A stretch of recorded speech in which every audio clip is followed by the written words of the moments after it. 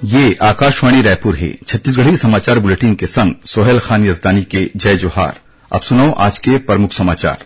नारायणपुर जिला में आज सुरक्षा बल के संग हुए मुठभेड़ में 8 झिन माओवादी मन मारे गिन। मुठभेड़ में 1 झिन जवान शहीद और 2 झिन आने जवान मन हुईन घायल। बिलासपुर सांसद और केंद्रीय आवास और शहरी कार्य राज्य मंत्री तोखन साहू यकीन है कि डबल इंजन के सरकार में छत्तीसगढ़ के तेजी ले होही विकास। केंद्रीय राज्य मंत्री के रायपुर पहुंचे में होइस भव्य स्वागत और रायपुर पुलिस हा बेरोजगार मन ला नौकरी दिवाए के नाव में लाखों रुपया के धोखाधड़ी करैया ओडिशा के संगठित गिरोह के 8 झिन लोगन मन ला करिस गिरफ्तार। अब समाचार विस्तार ले। नारायणपुर जिला में आज सुरक्षा बल के संग हुए मुठभेड़ में 8 झिन माओवादी मन मारे गे हवय। जम्मू माओवादी मन के 100 ला बरामद कर ले गे हवय। मुठभेड़ में 1 झिन जवान शहीद हो गिस हवय। उन्हें 2 झिन आने जवान मन घलो घायल हो गिन हवय। जे मन ला प्राथमिक उपचार के बाद राजधानी रायपुर लाई गिस हवय। बस्तर के पुलिस महानिरीक्षक सुंदर राज पी हा बताइन कि नारायणपुर, कोंडागांव, कांकेर और दंतेवाड़ा के डीआरजी, एसटीएफ, आईटीबीपी और बीएसएफ के मिले जुले टीम नारायणपुर जिला के ओरछा थाना क्षेत्र ले तलाशी अभियान खातिर निकले रहीन। इसी दौरान फरसबेड़ा और धुरबेड़ा के बीच जंगल में पहली ले घात लगाके बैठे माओवादी मन हा सुरक्षा बल ऊपर फायरिंग शुरू कर दीन। जवान मन हा घरो जवाबी कार्रवाई करेन। ए दौरान 8 झिन माओवादी मन मारे गिन। उन्हें 1 झन जवान शहीद हो गिस और 2 झिन आने जवान मन घायल हो गिन हवय। मुठभेड़ का बाद में घटनास्थल के तलाशी के दौरान 1 ठिन INSAS rifle, 303 rifle, BGL launcher समेत भारी मात्रा में हथियार और आने माओवादी मन जिनिस सामान बरामद करे गे हवय। अब तक मुठभेड़ में मारे गए माओवादी मन के पहचान नहीं हो पाए है। पुलिस हा मुठभेड़ में और आने माओवादी मन के मारे जाए या फिर घायल होए के दावा करीन हवय। यही बीच मुख्यमंत्री विष्णुदेव साय हा मुठभेड़ में शहीद हुए जवान मन ला अपन श्रद्धांजलि दीन। उमन घायल जवान मन के जल्द ठीक होए के कामना करीन। मुख्यमंत्री हा कहन है कि सुरक्षा बल डहार ले माओवादी मन के खिलाफ करे जावत कड़ा कार्रवाई ले माओवादी मन विचलित हवय। राज्य सरकार माओवादी मन के खात्मा करे खातिर पूरा तरह ले तत्पर हवय। जब तक लक्ष्य पूरा नहीं हो जाते तब तक सरकार चुप नहीं बैठी। ओती बीजापुर जिला के नैमेड़ थाना क्षेत्र के गदामली कडेर के बीच बनत सड़क रद्दा में रोड ओपनिंग के दौरान केंद्रीय रिजर्व पुलिस बल सीआरपीएफ के टीम हा 3 ठिन आईईडी बरामद करीन हवय। एमा 2 ठिन आईईडी 30-30 किलो के और 1 ठिन 10 किलोग्राम के रहीस। जिला बम निरोधक दस्ता के टीम हा मौका में निष्क्रिय कर दीन। बिलासपुर सांसद और केंद्रीय आवास और शहरी कार्य राज्य मंत्री तोखन साहू हा कहन है कि डबल इंजन के सरकार में छत्तीसगढ़ के तेजी ले विकास होही। केंद्र और राज्य सरकार मिलकर छत्तीसगढ़ के विकास खातिर काम करही। केंद्रीय राज्य मंत्री के पद संभाले के बाद आज पहली बार राजधानी रायपुर पहुंचिन। श्री साहू हा विमानतल में पत्रकार मन ले गोट बात करत कहिन कि दिल्ली में जम्मू मंत्री मन के बैठका होइस, जेमा भाजपा के मूल मंत्र सबका साथ सबका विकास के मूल मंत्र के तहत काम करे ऊपर जोर दे गे हवय।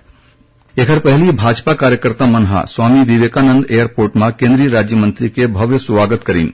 ए मौका में उप मुख्यमंत्री अरुण साव, स्वास्थ्य मंत्री श्याम बिहारी जायसवाल, बस्तर सांसद महेश कश्यप और विधायक मोतीलाल साहू समेत बड़ संख्या में भाजपा नेता मन और कार्यकर्ता मन उपस्थित रहीन। एकर बाद श्री साहू रायपुर स्थित भाजपा कार्यालय पहुंचिन, जिहां ले आभार कार्यक्रम में शामिल हुईन। मुख्यमंत्री विष्णुदेव साय हा कहन है कि गरियाबंद जिला के सुपेबेड़ा में किडनी के समस्या ला पूरा तरीका ले दूर करे जाही।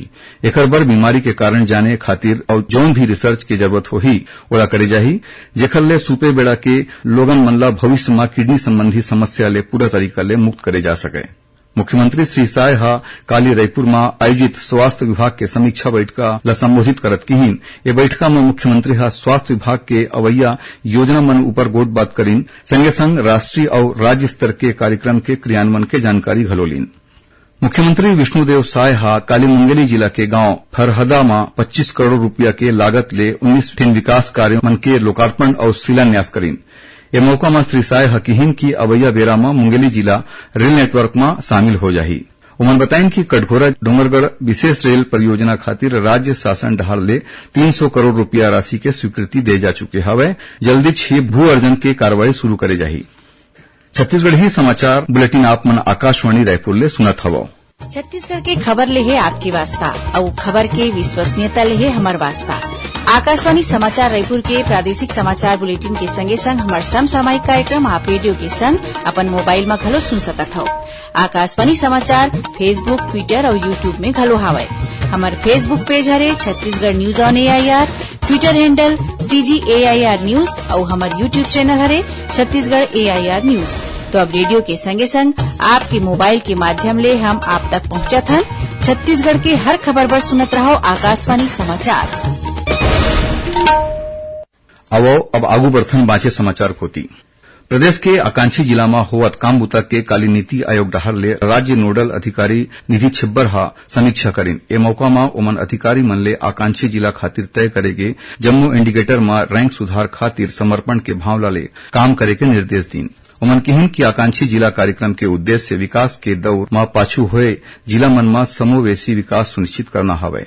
बैठका में श्रीमती छिब्बर हा स्वास्थ्य और पोषण, शिक्षा, कृषि संबंधित सेवाएं, बेसिक अधोसंरचना और सामाजिक विकास के जम्मू इंडिकेटर ऊपर विस्तार ले समीक्षा करीन। राज्य सरकार हा सामान्य श्रेणी, एपीएल प्राथमिकता और अंत्योदय अन्य योजना के चलत राशन कार्ड धारी मन के ई केवाईसी और नवीनीकरण के काम बुता अवैया 30 जून तक पूरा करे खातिर निर्देश दिन हावे। ई केवाईसी खातिर बाँचे हितग्राही मन ला तीर के शासकीय उचित मूल्य के दुकान में अपन राशन कार्ड के जम्मो सदस्य मन के ई केवाईसी जरूरी रूप ले करे जाना हवे। उन्हें नवीनीकरण राशन कार्ड धारी अपन एंड्रॉयड मोबाइल फोन में लिंक डाउनलोड कर या फिर शासकीय उचित मूल्य के दुकान में जाके कर सकत हवे। रायपुर पुलिस हा बेरोजगार मन ला नौकरी दिलाए के नाव में लाखों रुपया के धोखाधड़ी करैया ओडिशा के संगठित गिरोह के 8 झिन लोगन मन ला गिरफ्तार करिस हवे। ए जम्मो आरोपी मन ठगी के संगे संग नकली नोट के छपाई घलो करत रहीन। उखर तीर ले गाड़ी, जेवरात, laptop, colour printer, mobile phone, note छापे के मशीन और सीट समेत आने जिनिस जब्त करे गे हावे। वर्षा ऋतु में मछली मन में होए प्रजनन ला ध्यान में राखत प्रदेश भर में काली 16 जून ले 15 अगस्त तक मछली पकड़े में रोक रही। ए दौरान जम्मू नदी नाला, छोटा नदी और सहायक नदी जेमा सिंचाई खातिर तालाब जलाशय बने हुए है उमा केज कल्चर के अलावा सबो प्रकार के मछली पकड़े के तरीका में आगू अवैया आदेश तक रोक रही। ये प्रतिबंध छोटे तालाब और आने जल स्रोत जेखर संबंध कोनो नदी नाला ले नहीं है ओखर अलावा जलाशय में करे जात केज कल्चर में लागू नहीं होही। ए नियम के उल्लंघन करे में छत्तीसगढ़ राज्य मत्स्य क्षेत्र अधिनियम के चलत 1 बछर के सजा और 10,000 रुपया के जुर्माना या फिर दोनों लगाए जाए के प्रावधान हवे। सुनैया मन ला बता दन कि काली इतवार के हल्बी और गोंडी बोली में समाचार बुलेटिन प्रसारित करे जाही। ये दोनों बुलेटिन आकाशवाणी केंद्र जगदलपुर ले प्रसारित होही। जिला बस्तर संभाग में ही सुने जा सकी। हल्बी में समाचार बुलेटिन भिनिया 7:30 बजे और गोंडी में समाचार बुलेटिन संझा 6:30 बजे प्रसारित करे जाही। प्रादेशिक समाचार एकांश आकाशवाणी रायपुर ढार ले पेश करेगे कार्यक्रम जिले की चिट्ठी के प्रसारण काली संझा 6:05 ले 6:10 तक करे जाही। ये कार्यक्रम ला प्रदेश स्थित आकाशवाणी के जम्मू केंद्र मन एके संग्रह रिले पर ही ए बखत के अंत में बालोद जिला के बारे में जानकारी दे जाही। प्रदेश के नवा औद्योगिक नीति के पहली ड्राफ्ट 31 जुलाई तक तैयार हो जाही। ये जानकारी उद्योग मंत्री लखनलाल देवांगन हा दीन।